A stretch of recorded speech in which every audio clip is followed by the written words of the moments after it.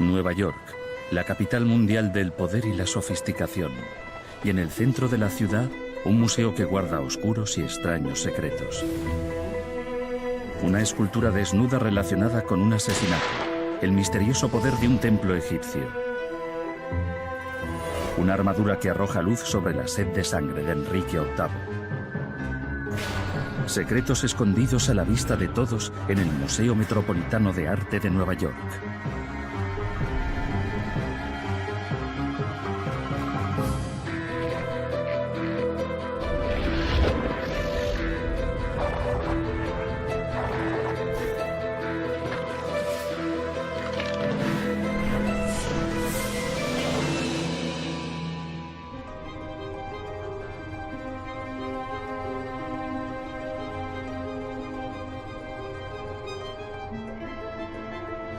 El Museo Metropolitano de Nueva York recibe unos 5 millones de visitantes cada año.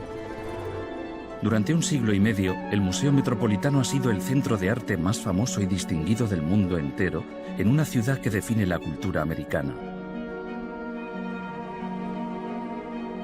En el centro de esta sala, iluminada con luz natural, se encuentra la escultura de Diana.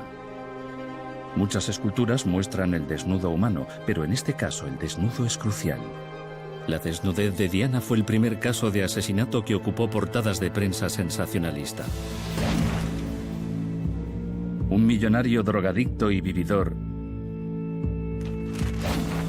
y un lujurioso arquitecto de las altas esferas se vieron envueltos en un triángulo amoroso con la mujer más bella de Estados Unidos.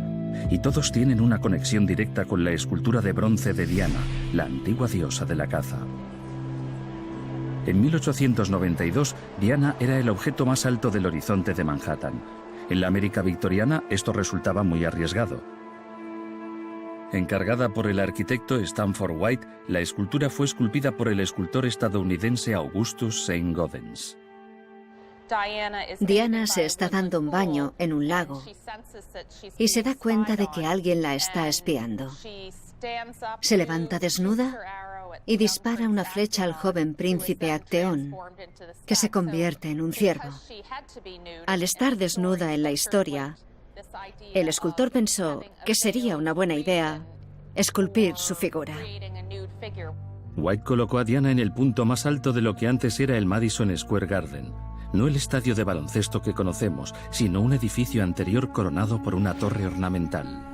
Iluminada por una potente luz, todos los neoyorquinos podían contemplar a Diana. En los periódicos se decía que las niñeras aceleraban el paso cuando pasaban por el parque y que podías encontrarte con señores que enfocaban con sus prismáticos a Diana para ver con más detalle su torso desnudo.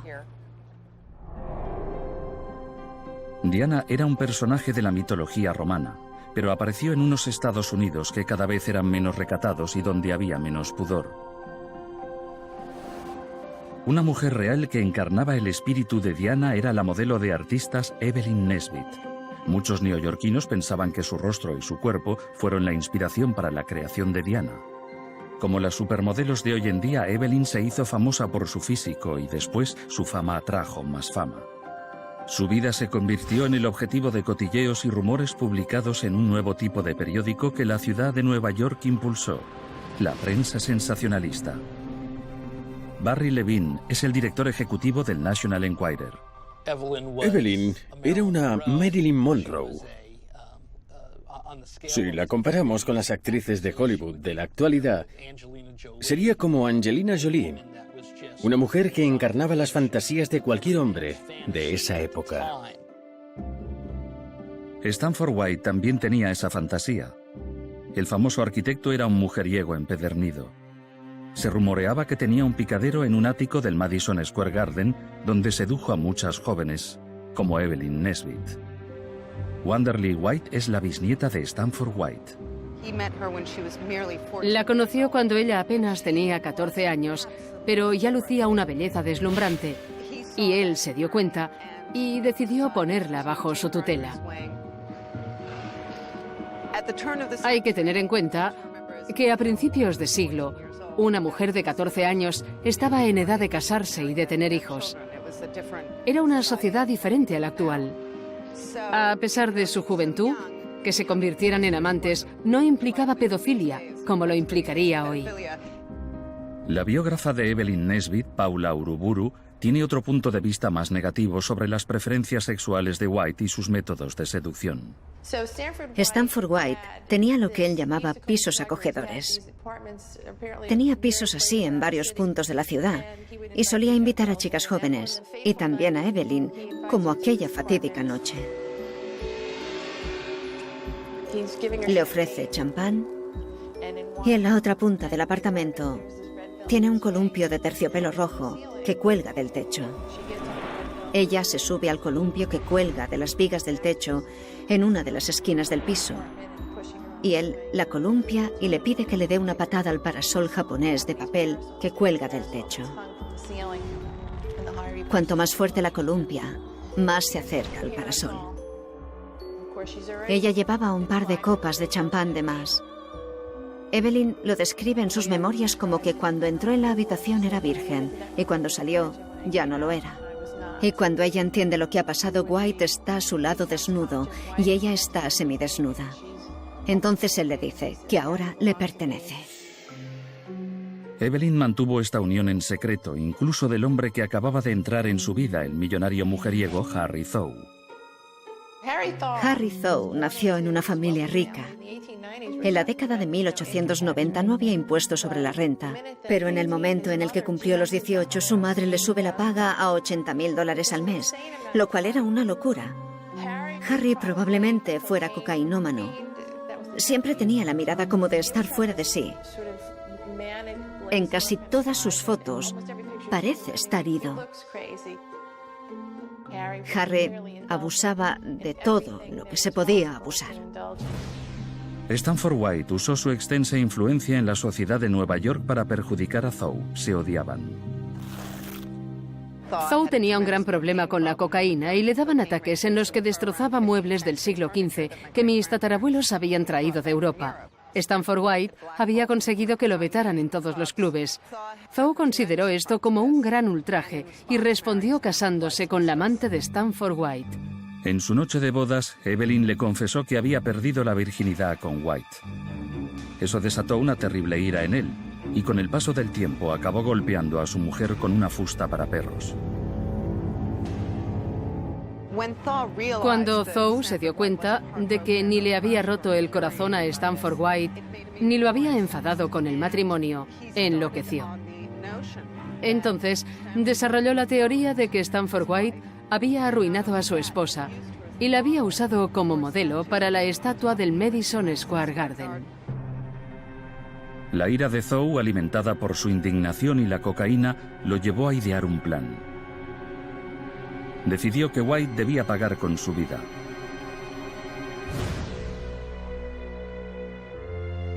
...25 de junio de 1906... En un anfiteatro al aire libre bajo la estatua de Diana, Harry Thaw y Evelyn Nesbit asisten a un espectáculo musical. Cuando ve a Stanford White, Thaw saca una pistola y a quemarropa le dispara en la cara.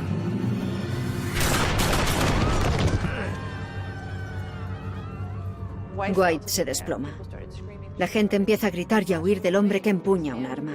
Harry, con la pistola en alto, se justifica diciendo: «Lo he hecho porque destrozó a mi mujer».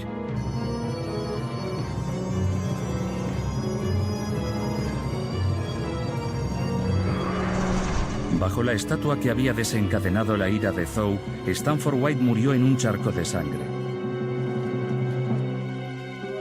El arresto y el juicio posteriores agitaron a la prensa de Nueva York y del resto del país. Esta fue la primera gran historia de la prensa sensacionalista. Lo más parecido hoy en día sería el juicio de O.J. Simpson. En esta época, puede que fuera incluso más relevante. Tenía todos los ingredientes: un triángulo amoroso, violencia y traición. Creo que si este tipo de historia sucediese hoy, dejaríamos de hablar de la vida de gente como Brad, Angelina o Tom Cruise.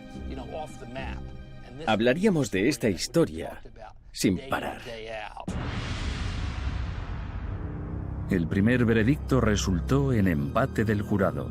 En el segundo juicio a Thaw, Evelyn Nesbit aparece como testigo principal. Todo Estados Unidos repudiaba su historia de seducción con Stanford White. Muchos justificaban el derecho de su marido a defender su honor con un arma. Thaw fue declarado no culpable por desequilibrio mental. Evelyn Nesbit, la primera supermodelo de Estados Unidos, desapareció de la luz pública y murió sola tras una larga lucha contra las drogas y el alcohol. Y al final, resultó que la estatua de la discordia no era Evelyn. Cuando Diana se esculpió, Evelyn solo tenía 7 años. Pero como dicen en la prensa sensacionalista, nunca dejes que la verdad se interponga ante una buena historia. Puede que Diana esté esculpida en bronce, pero para la prensa sensacionalista su historia fue tan valiosa como el oro.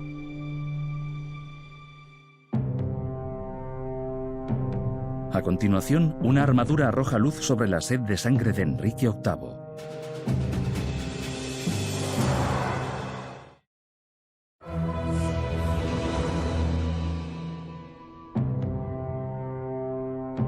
El Museo Metropolitano de Nueva York acoge más de 15.000 piezas en su colección de armas y armaduras.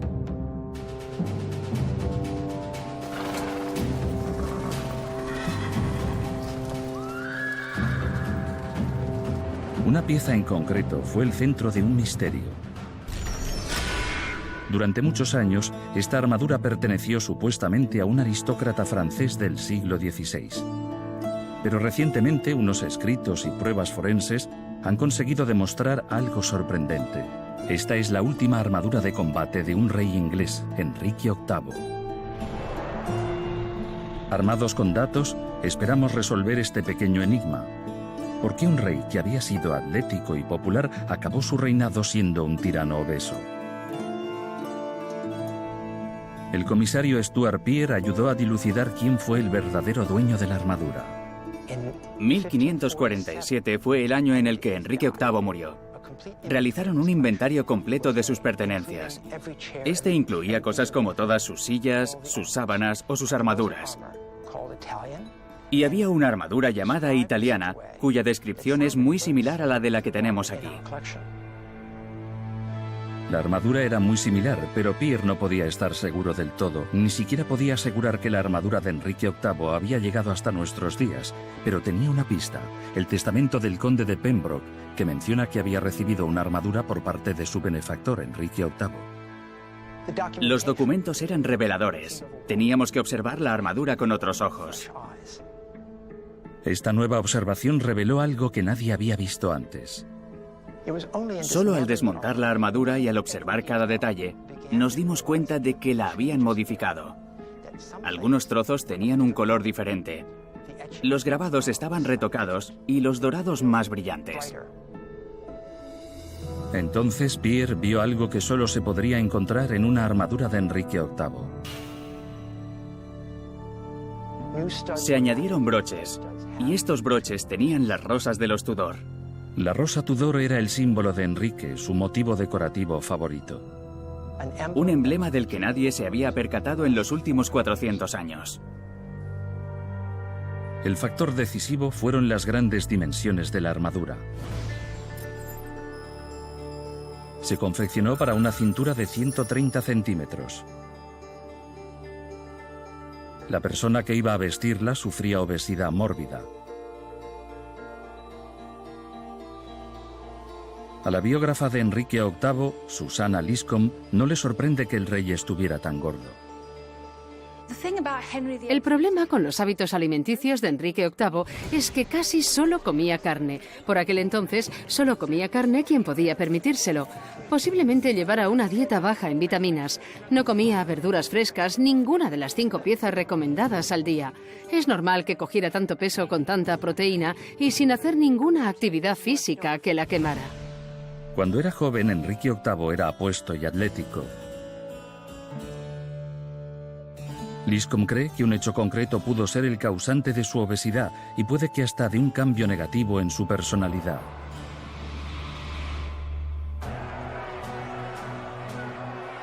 El 24 de enero de 1536, durante una justa, Enrique VIII sufrió un grave accidente.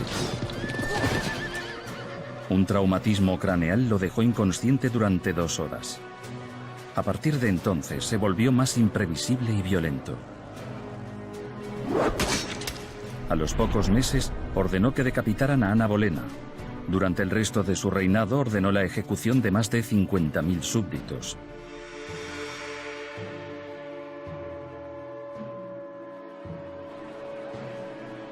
¿Pudo este traumatismo modificar su personalidad?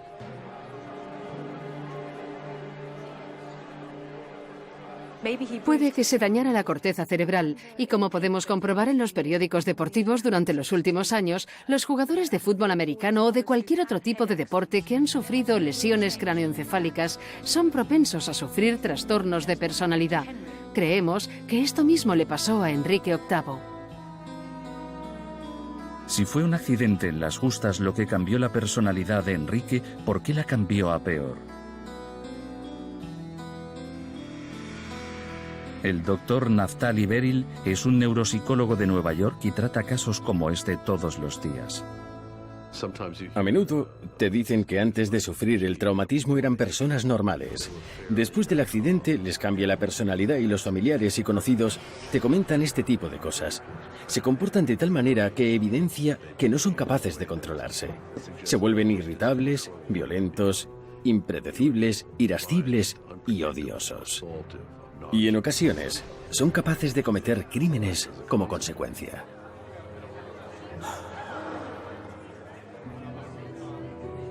Es la descripción exacta del caso de Enrique VIII.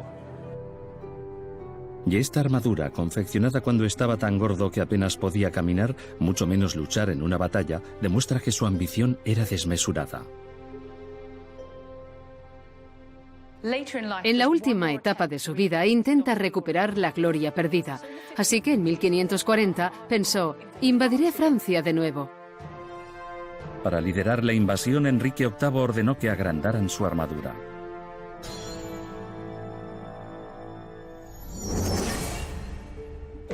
La armadura se adaptó para el cuerpo de Enrique después de que se la regalara un sombrerero italiano. La cortaron y le añadieron placas en la sisa, quizás para dotarla de flexibilidad y que fuera más cómoda para el rey. Le redujeron el pecho y la espalda. Quitaron una placa de delante y al menos 2 de detrás, lo cual redujo el tamaño de la parte superior de la armadura. El casco también fue modificado. Le añadieron 2 placas más en la parte trasera para darle más flexibilidad.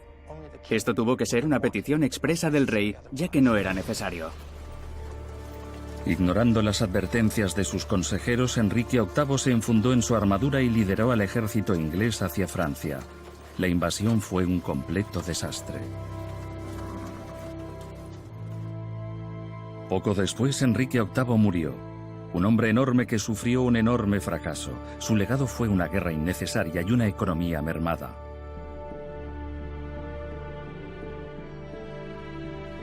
Esta estrafalaria armadura protegió su enorme cuerpo, pero no pudo proteger a Inglaterra de su enorme ambición.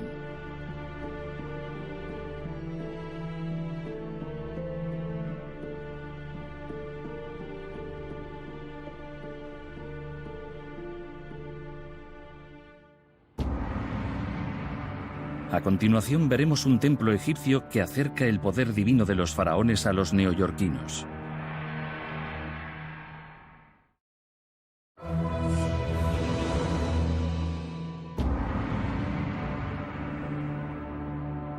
El Museo Metropolitano alberga un enorme templo procedente del antiguo Egipto. El templo de Dendur puede verse desde fuera del museo a través de una gran vidriera.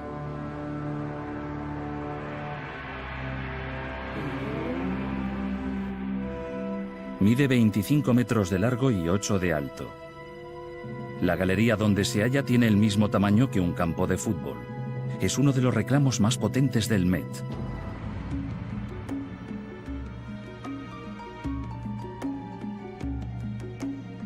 Pero a los visitantes no se les permite entrar en la cámara secreta que tiene dentro. Estas son imágenes exclusivas de lo que esconde en su interior. Conforme te adentras en el templo, pasas de la luz a la oscuridad. Y aquí hay una pequeña cuesta. Esto significa que el centro del templo, la parte más sagrada en la que se encuentra el santuario, es el punto más alto y oscuro del mismo. Tras este muro, hay una cámara vacía. Es una cámara secreta. No podemos mostrárosla. La utilidad de esta cámara secreta es un secreto del museo. Si observamos los muros del templo en busca de pistas, no encontraremos la cámara secreta, pero encontramos otra cosa. Imágenes que no tienen ningún sentido en un templo egipcio. Imágenes de un emperador romano. César Augusto. Augusto conquistó Egipto en el año 30 a.C., lo que condujo a la reina Cleopatra y a su consorte Marco Antonio al suicidio. Al contrario que otros emperadores, Augusto no imponía sus creencias en los territorios que conquistaba. Su brillantez residía en su aceptación de las costumbres locales en aras de su propio beneficio. Los romanos construyeron el templo al estilo egipcio porque así era mucho más fácil controlar a la población. A los romanos les interesaba la ayuda de los egipcios porque veían a Egipto como un país rico en agricultura del que la civilización romana podía aprovecharse. Para conquistar a los egipcios en cuerpo y alma, Augusto dedicó la construcción del templo a dos niños de la zona. Se llamaban Petese y Pior, los hijos de un cacique local que fue un importante aliado de César Augusto. Aparecen en repetidas ocasiones en el templo. Petese es siempre el primero, así que se supone que es más importante. No sabemos por qué los tratan como dioses en el templo. Una de las interpretaciones dice que se ahogaron en el Nilo y cuando alguien se ahogaba en el Nilo se convertía inmediatamente en deidad. Solo sabemos que eran venerados y, posiblemente, considerados como santos locales o algo parecido, ya que están representados en este templo. Los egipcios que frecuentaban el templo pronto descubrirían que la deferencia de Augusto era solamente temporal. A los pocos años de acabar el templo, su ejército los invadió a la fuerza. Egipto acabó subyugado bajo la bota de Roma y jamás volvería a alzarse. Sin embargo, el templo permaneció en pie hasta la década de 1960, cuando se vio amenazado por la construcción de la presa de Asuán. Una campaña de la ONU, apoyada económicamente por Estados Unidos, ayudó a salvar multitud de monumentos históricos.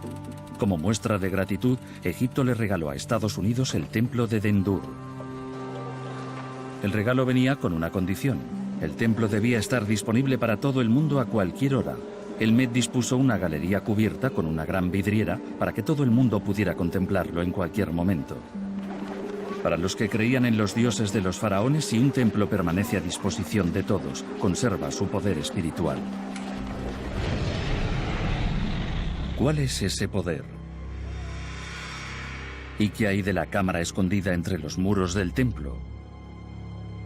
Siendo un templo tan perfectamente simétrico, los constructores debían de tener una razón muy poderosa para agujerear sus muros después de construirlo solo para añadir una cámara secreta. Hay dos hipótesis. Una es que la cámara mortuoria era para uno o ambos hermanos a los que se veneraba en el templo. Y la otra es que era una cámara para los oráculos.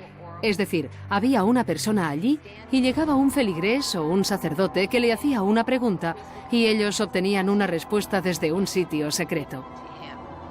Ellos solo oían la voz. Esto era algo muy común en Egipto.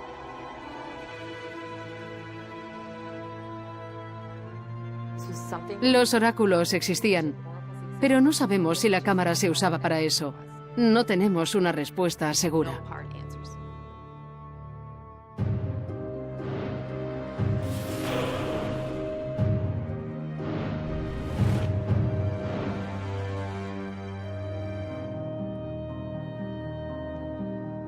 Hoy, el templo de Dendur permite observar un trozo del antiguo Egipto en el corazón de Manhattan. En su tiempo fue un monumento que presenció el final de una de las civilizaciones más longevas que hayan existido.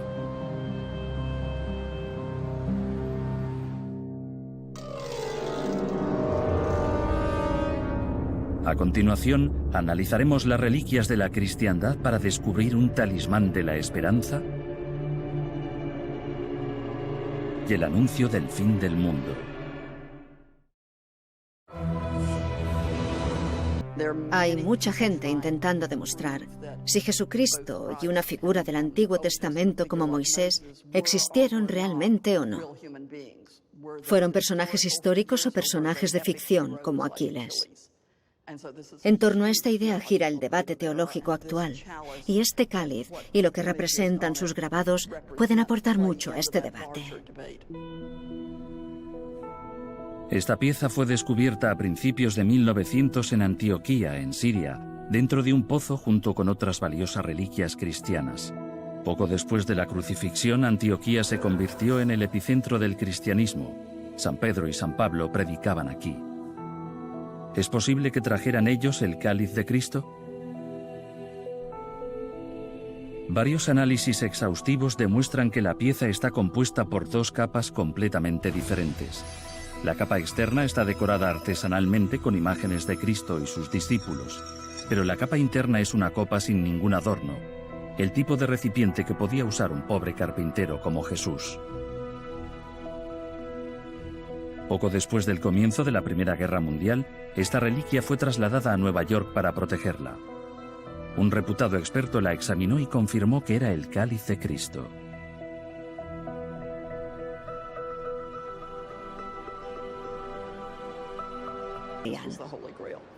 Hacía falta mucho tiempo e insistencia para que el Vaticano... La gente quiere tocar cosas que son importantes para ellos. Si, por ejemplo, quieres el autógrafo de un deportista, es porque lo admiras y porque te gusta el deporte que practica. Es lo mismo que una reliquia, algo que te permite acercarte a ellos si lo tocas.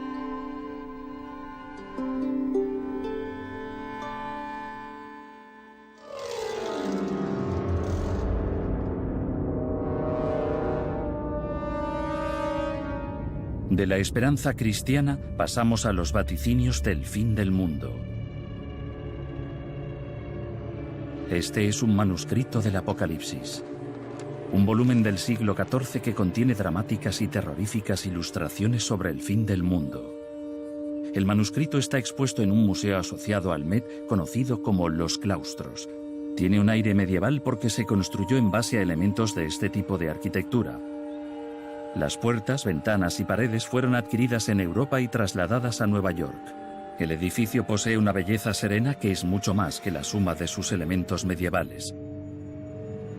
Pocos objetos captan tan bien lo siniestro y turbador de aquella época como lo hace el manuscrito del Apocalipsis. Es un libro de poder y secretos. Todas las grandes obras de arte son reacias a mostrar sus secretos a la primera, y esta no es una excepción. Debió de estar en Inglaterra y después volver a Francia. Esta pieza fue confiscada por los nazis. No conocemos su paradero exacto durante la Segunda Guerra Mundial. Es increíble que se haya conservado en tan buenas condiciones tras un pasado tan movido.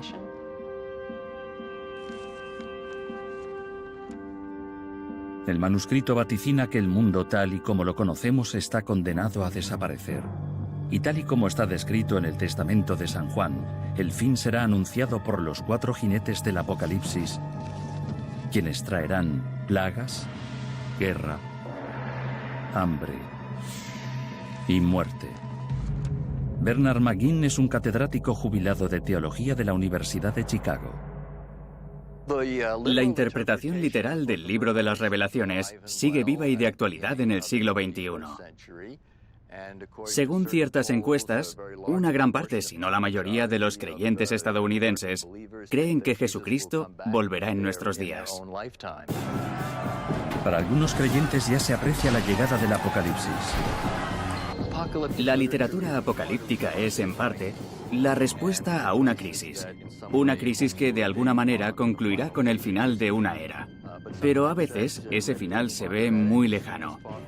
Y otras veces se ve muy cerca, demasiado cerca. Los cristianos del medioevo tenían una razón para creer que el fin del mundo anunciado por el apóstol San Juan iba a llegar. El hambre, la guerra y la peste negra formaban parte de su día a día. En diferentes momentos a lo largo de la historia, a la gente le ha preocupado la idea de que el fin del mundo fuera a llegar. La buena noticia es que si jugabas bien tus cartas y hacías lo que debías hacer, acabarías en un sitio muy bonito cuando llegara ese momento. Así que, a pesar de lo terrorífico que pueda parecer, no te afectará porque estarás en un bonito lugar. Pero no todo el mundo ve un atisbo de esperanza entre la violencia de nuestra época. Para algunos creyentes, la violencia que anuncia la llegada de Jesucristo son buenas noticias que deberían compartirse.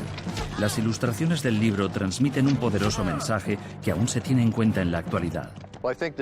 Creo que si se entiende el libro de las Revelaciones como una novela gráfica, es un poderoso mensaje que encaja en la actualidad a la perfección.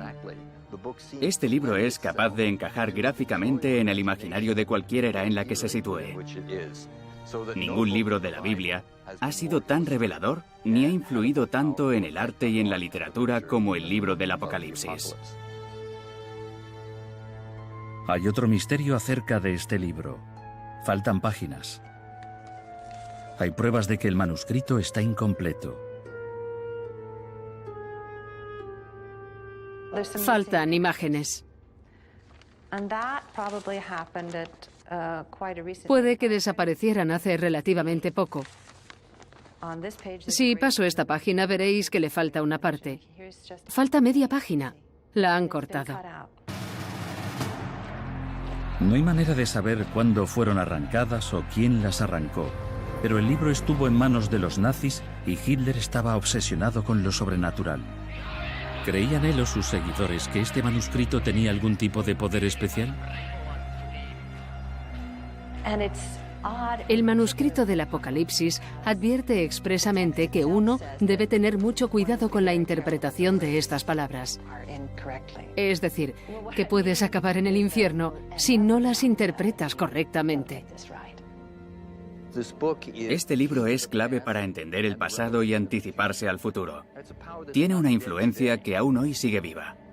El libro puede ser peligroso si se interpreta solo de forma estrictamente literal. Pero nadie puede controlar cómo se leen los libros como este. Habrá gente que lo interprete como una metáfora o una advertencia. Y los habrá que piensen, está a punto de llegar, ya está aquí. A continuación, los diseños medievales se aplican a las guerras modernas, mientras el Museo Metropolitano intenta ayudar a Estados Unidos a ganar 2 guerras mundiales.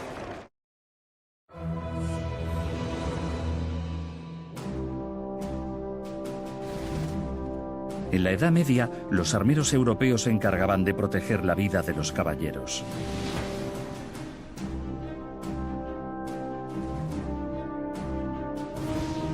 En el siglo XX, la guerra se convirtió en una batalla sangrienta entre facciones sin armaduras. Se había perdido el arte de la confección de armaduras.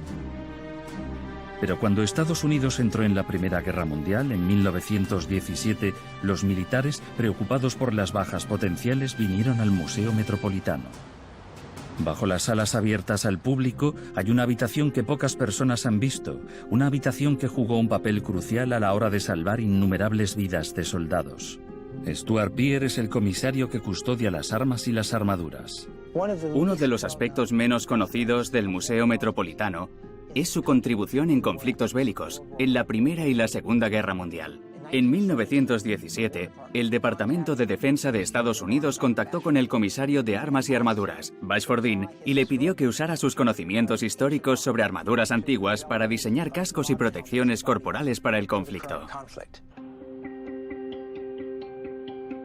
Bashford Dean se enfrentaba a un doble desafío: diseñar un casco capaz de proteger y que los soldados aceptasen llevar. Conseguir que un soldado accediera a llevar un casco de acero era una ardua batalla. No podía ser muy pesado, ni muy grande, ni algo que entorpeciera el movimiento. Para inspirarse, Bashford-Dean estudió la colección de armaduras medievales del Met. Encontró varios ejemplos de cascos que conseguían un equilibrio entre forma y comodidad. Diseñó y fabricó muchos prototipos prometedores. Pero la guerra acabó antes de que pudiera acabarlos y sus prototipos terminaron en una estantería. Pensándolo ahora, esto pudo ser un error. Bashford-Dean murió antes de que estallase la Segunda Guerra Mundial, pero su pupilo continuó su trabajo. El comisario de armaduras del museo concibió ese diseño, basado prácticamente en el casco M1. Pero era más compacto y de menor tamaño, lo que significa que sería más eficiente en el campo de batalla. Después del casco, el Met pasó a trabajar en la protección corporal. Esta armadura del siglo XV, demasiado frágil para ser expuesta al público, le sirvió de inspiración. La parte textil va fuera y las placas van por dentro, cubiertas por otra capa de tejido. Si nos lo ponemos, esta es la parte trasera. Se abrocharía como una chaqueta, como un chaleco. Proporcionaba una protección corporal flexible. Este es el diseño revolucionario del Met, diseño medieval adaptado al campo de batalla del siglo XX. Una vez más, la sangrienta guerra acabó antes de que el diseño del Met pudiera ser probado. Los cascos actuales son muy parecidos al diseño original de Bashford-Dean. Vio el futuro observando el pasado.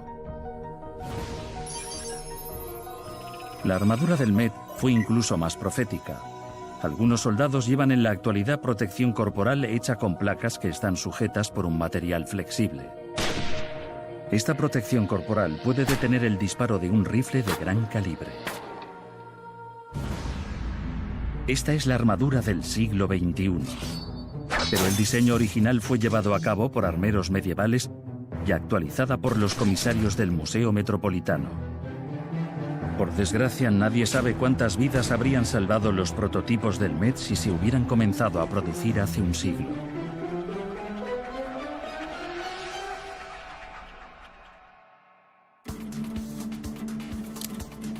A continuación, la ciencia moderna da respuestas a enigmas de la antigüedad y saca a la luz nuevos acontecimientos.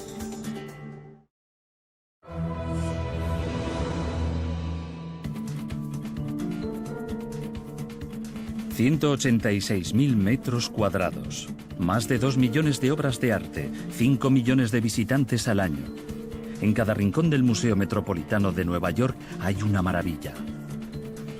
Pero hay muchas más maravillas que el público no puede ver justo bajo sus pies. En el Departamento de Investigación Científica del Met, los investigadores utilizan tecnología punta para descifrar antiguos enigmas. El laboratorio está equipado con la última tecnología para hacer análisis. Trabajamos teniendo en cuenta que nuestra colección tiene 5.000 años de historia y viene de los 5 continentes. Todos los materiales usados en producciones artísticas por el ser humano están aquí presentes. Tenemos vidrio, madera, piedra, material orgánico y textiles. Tenemos materiales naturales y sintéticos. Hace poco el laboratorio recibió una nueva herramienta. La NASA la usó para estudiar muestras de la superficie de Marte. Solo unos pocos museos tienen una así. Esto es un espectrómetro Raman. Para estudiar las piezas más valiosas y frágiles, el espectrómetro Raman utiliza una técnica exclusiva no invasiva para revelar huellas moleculares. Así es como funciona. Primero se toma una muestra microscópica de una obra usando una aguja de tungsteno muy afilada.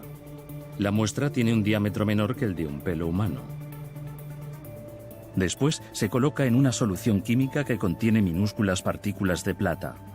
Bajo la luz de un láser, el brillo de la plata multiplica las propiedades químicas de la muestra.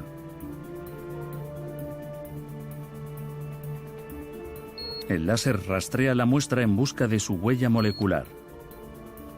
El resultado es un gráfico con los elementos químicos. El resultado es increíble. Pasamos de no ver nada a ver algo que parece mágico. Se observa una señal distintiva que corresponde a la molécula presente en el color. Gracias al espectrómetro, Leona descubrió la existencia del comercio internacional durante la época de las cruzadas. Los pigmentos de esta virgen francesa procedían de Asia. Tenemos que imaginar una red comercial desde la India hasta el sur de Francia en la Edad Media, durante el siglo XII. Me parece algo fascinante, ya que hablamos de una red de comercio que unía a Europa con el mundo musulmán, que realizarían actividades comerciales mientras estaban en guerra por las cruzadas. El espectrómetro nos ofrece una nueva forma de explorar el pasado. Lo que siempre digo es que intentamos recrear los materiales de la historia del arte, es decir, estudiamos la historia del arte a través de la ciencia. La evolución de los materiales ha cambiado la opinión de Leona sobre la manera de trabajar de los artistas. Vemos que los artistas, en vez de ignorar este tipo de arte, lo tenían muy en cuenta y lo usaban para explotar las propiedades de los materiales. Esa es también la definición de un científico. Es alguien capaz de conocer las propiedades de un material y darle un uso apropiado. Por cada enigma resuelto por la ciencia aún quedan otros muchos por resolver. Secretos del pasado y del corazón humano escondidos a la vista de todos en el Museo Metropolitano.